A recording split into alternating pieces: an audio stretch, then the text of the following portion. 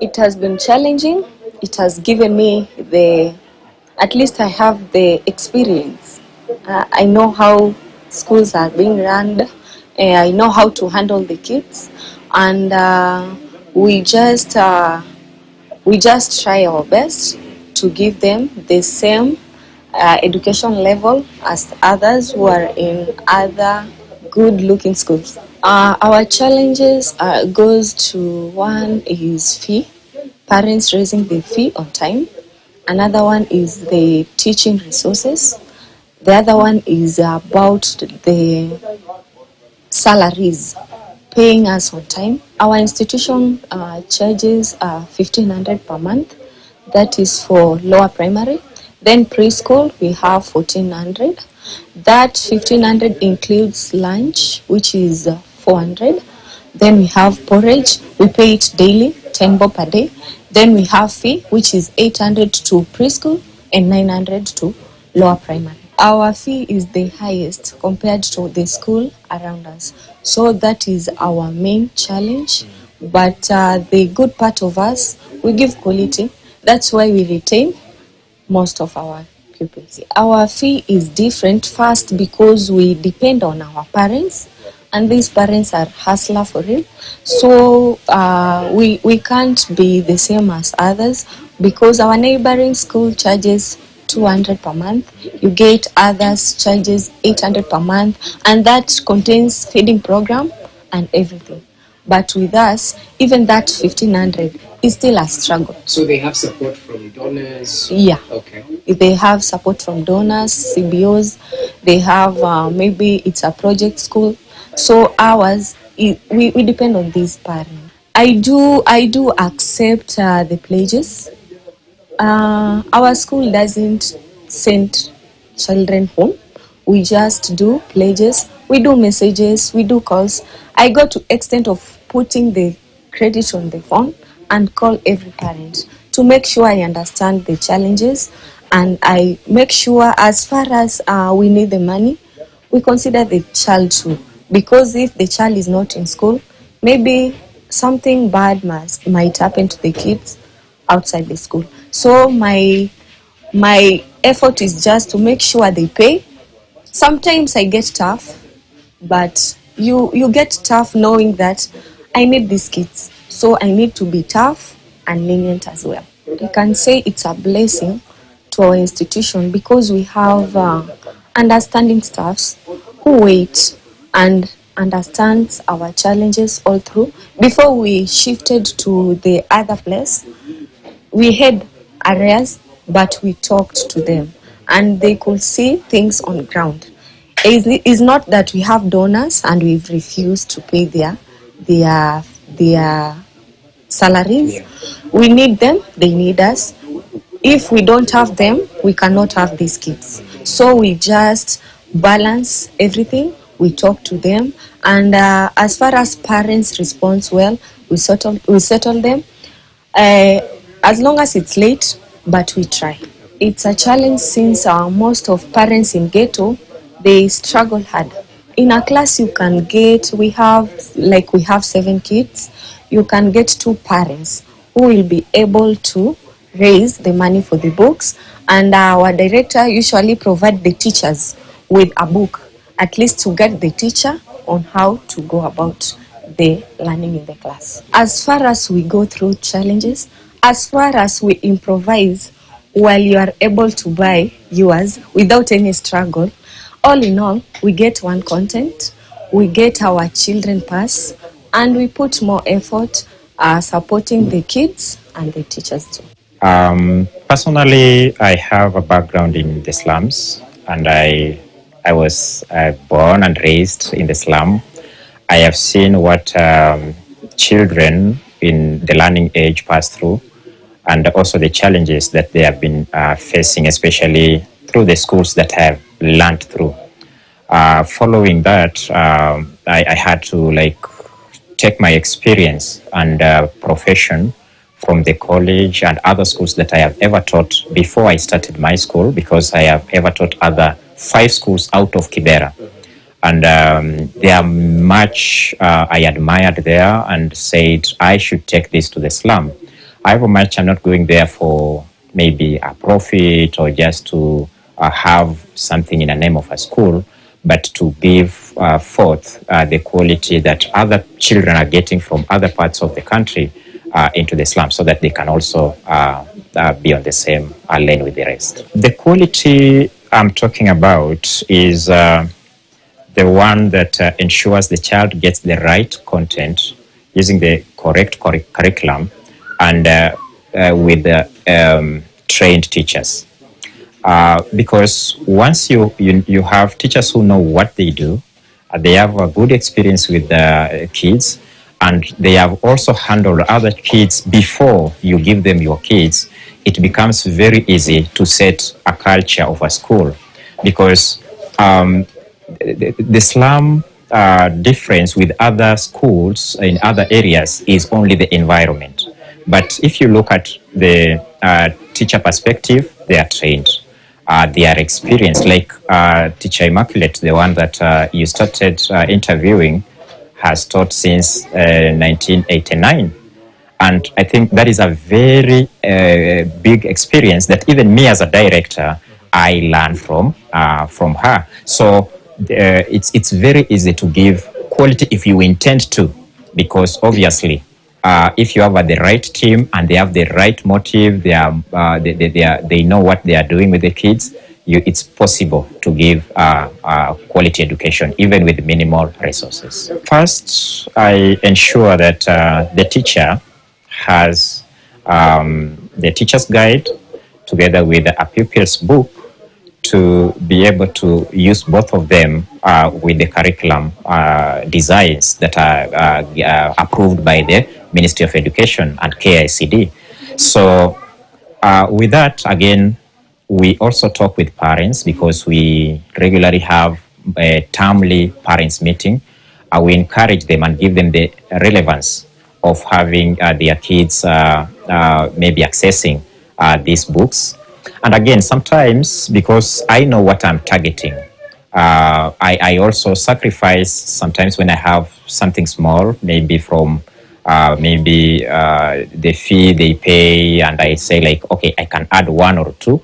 But majorly, I'll say it's a challenge because not all parents will afford the books. And even if they afford the books, they not afford all subjects. Whoever has bought, you will get maybe they have bought only mathematics, not English, or they have bought CRE, not social. So that means still,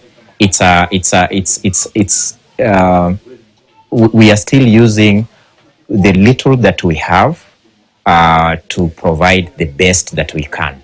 So it's, I think, the quality we are talking about and the resources we are talking about, we are all putting the minimum resources available to use, as we hope that maybe along the way our parents will be able to raise more books as we move forward. At the moment, we are partnering with 3 schools, which they are in this locality.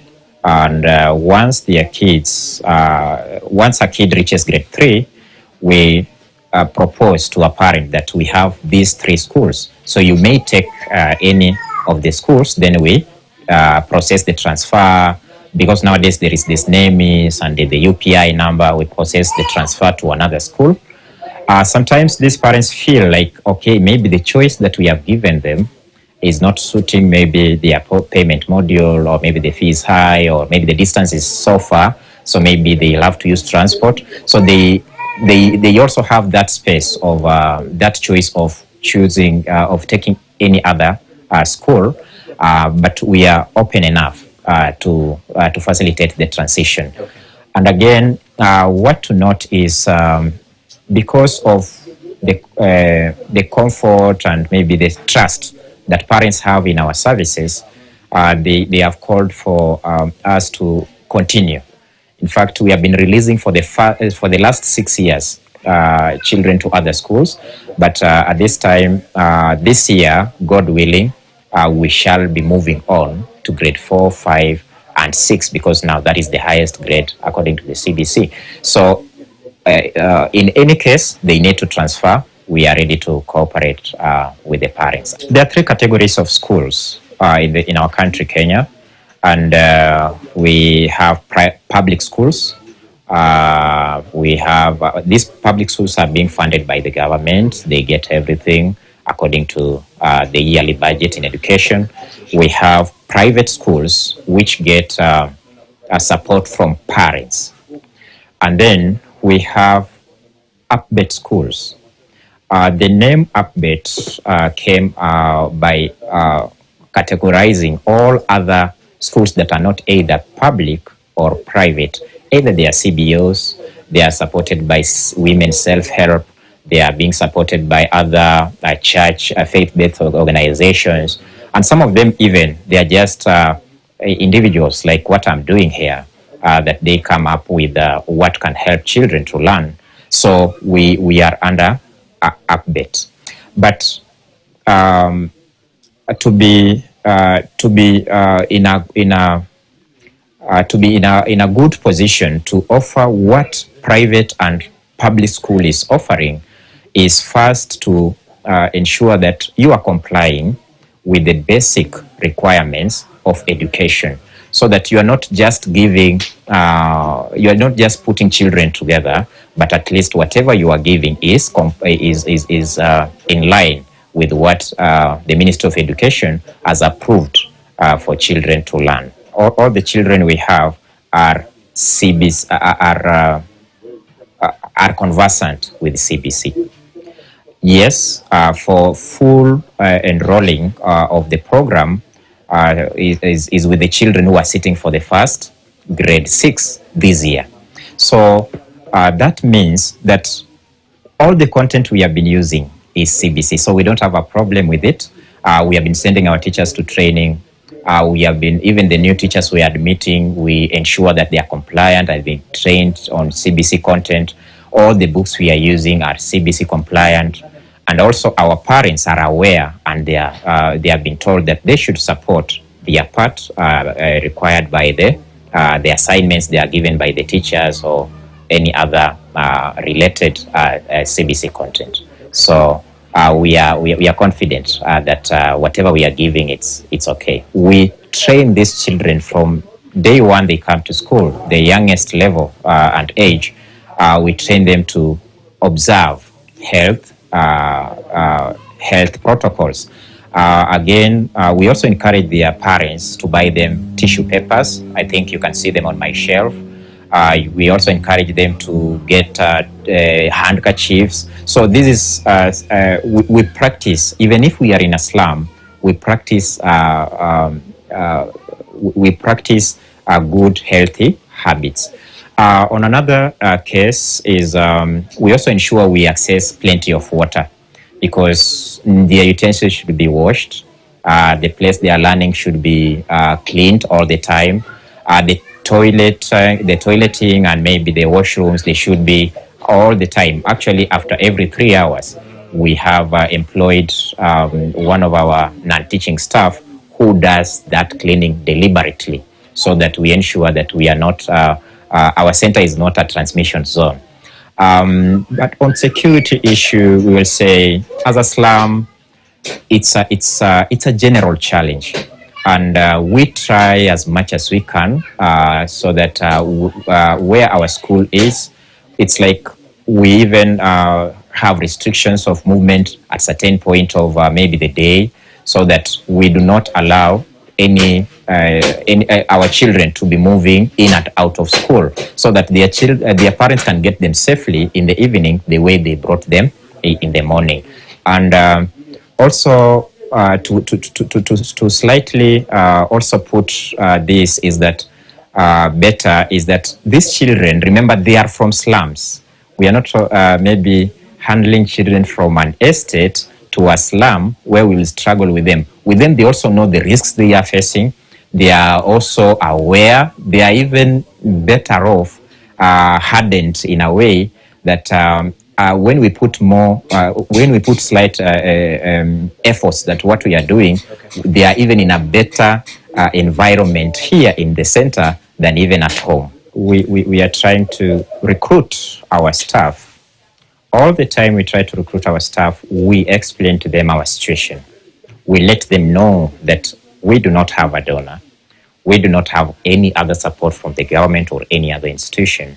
So we are depending on the little kids we have. So first, we negotiate on payment.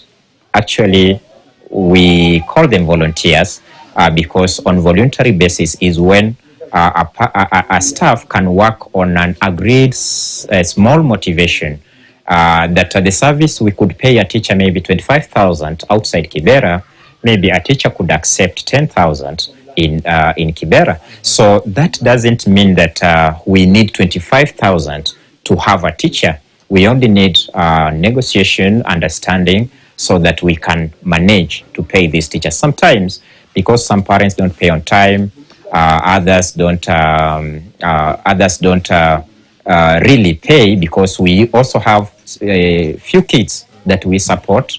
Some are orphans, some are from very poor backgrounds. So in such cases, we talk to our staff and tell them that as much as we have not paid you on time, but we have all considerations in place, we are trying all means so that we can a little bit delay to the beginning of the month, so that when parents pay, we can clear maybe your previous arrears. So, but we have tried so much, because good news is not all parents are not able to pay, and whatever they are able to pay is directly kept for paying off of teachers. Feeding program is one of the basics you need to have in an ECD center, because these kids, they are young, they're not able to stay for long without feeding. So we talk with parents. When a parent is admitting a child, we ensure that they pay, they are aware that they can support payment of porridge during break time. Actually, I'll say these trainings and workshops by the Minister of Education opens up teachers' mind, and also their enriches their experience with the new dynamics in education. Because when they go there, because there is a time when we get invitations that you may bring your teacher for CBC training.